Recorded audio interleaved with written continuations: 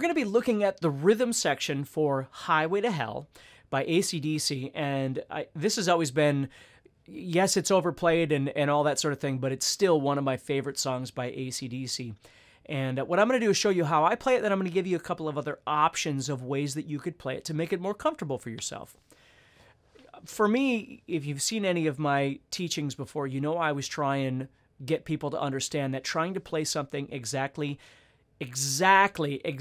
how an artist plays it isn't always my most important concern. What I'm concerned with is that you play the pitches correct. I mean, if it's asking for an A chord, you can't play, C or something like that.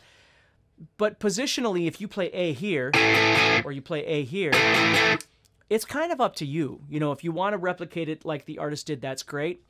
But I always want you to take yourself into consideration and what's going to work best for you to memorize it, to execute it, to make it sound good, to make it flow, all those kind of things. So it starts off with an A chord that you strum 3 times. Okay, and I'm not doing a big full A chord. I'm basically just doing a power chord. So you'll notice I'm just playing it with the one finger. Then what I'm going to do is go to a D chord with F sharp in the bass. So I'm playing a D chord, and I'm taking my thumb over and I'm pressing on the 2nd fret of the 6th string. Now, if you hate this, you could just play D. Okay? The trick here is moving from the D to the G. And what I'm doing is playing D like this with the F sharp up here. So when I move to the G, I'm going to move to a 4-finger G because I want this 3rd finger to stay where it is. So I'm playing D like this, and then I'm heading up to G. So I'm pivoting on that 3rd finger to move to the G. So it looks like this. You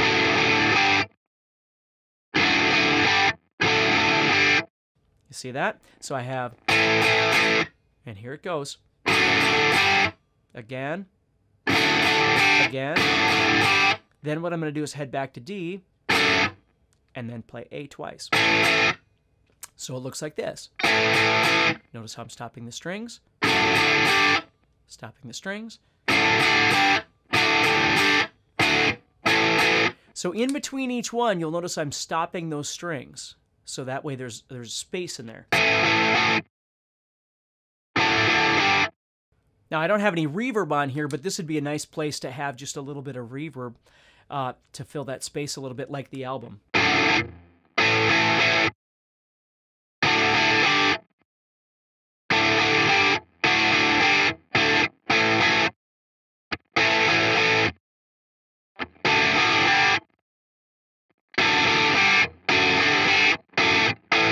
Now, if you really don't like that F sharp up there, it's okay. You can just play it as D and it'll sound great. Like this. And that's okay. Maybe you work your way into having that F sharp in the bass, but for right now, just to have some fun and play the tune, maybe you bypass it. Okay? Now, some people like to play this as power chords because this D F sharp is really hard for them, so what they'll do is they'll either play A here or they'll play A up here. Either one, but here's the big thing, is instead of going D, F sharp to G, they'll play G like this, power chord, but move their 1st finger back 1 fret to the F sharp and go like this.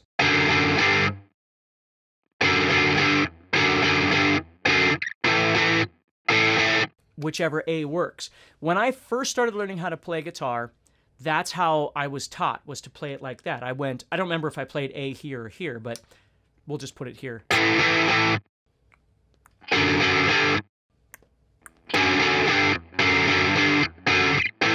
That's how I learned how to play it. Now for me it sounds a little hollow because the chords are a little bit too thin, but which is probably why I switched it to playing it like this, but I don't think that would be a deal breaker for you depending on which way is going to feel best to you, okay? So now, we're going to move into the pre-chorus, moving into the chorus. So the pre-chorus is just an E, okay? And again, I tend to play it as an E power chord. So what happens is, I'm coming off my verse. Here we go. Instead of going back to those 2 A's, I'm going to go to E. And you'll notice how I'm kind of creating a crescendo. I'm hitting it twice, da-dan, And then what I'm going to do is start off kind of strumming it quietly and then strum it a little louder as I keep going like this. Okay, so that's the pre-chorus, we can call it, which is just that E chord. So we're going. There we go.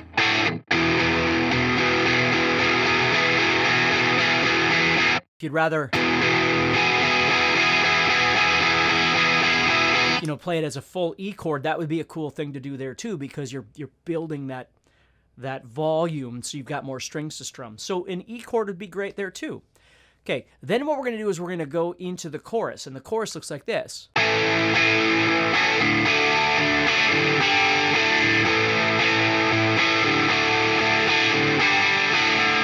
And now I'm playing a regular D. I'm not playing the F sharp in the bass, so I'm going A, 2, 3, 4, D. And notice how that D jumps in a little early. 1, 2, 3, 4, 1, 2. Okay? It's really important to catch that. So it's 1 and 2 and 3 and 4 and. On the and of 4, we call it. 1 and 2 and 3 and 4 and 1 and 2 and 3, 4. 3, 4 is G and D. 1 and 2 and 3 and 4 and 1 and 2 and 3, 4.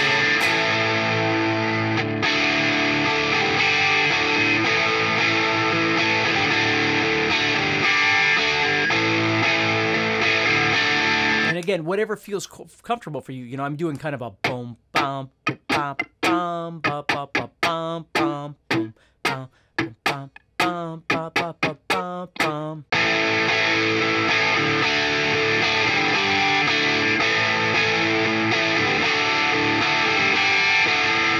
And again, this is free here. You can do whatever you want. If you want to just play.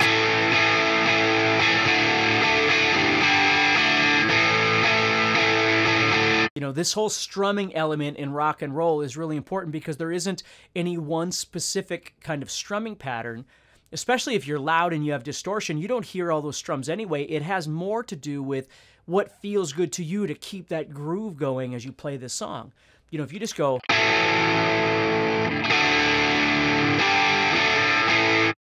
It's not that you couldn't do that, but your body kind of loses that groove, where when you keep this going.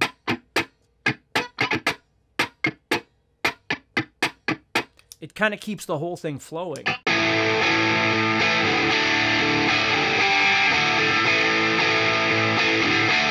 So that's kind of cool. So that's what I want you to work with. Now, there's one little spot right before the solo hits where we're coming off this. Right here.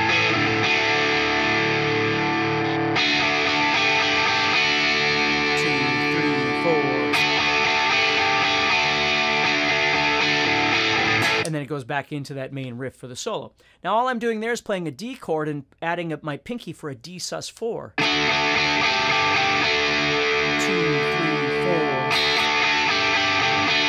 4. You'll notice I'm strumming 3 times without the pinky, and then 3 times with the pinky, and then once without it again. 2, 3, 4.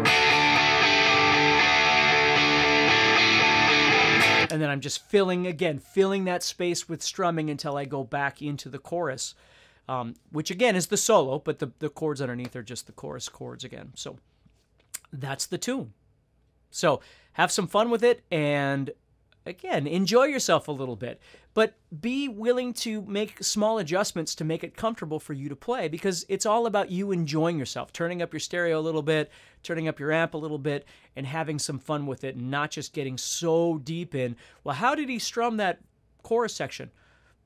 How do you strum it, right? What feels good to you when you play it?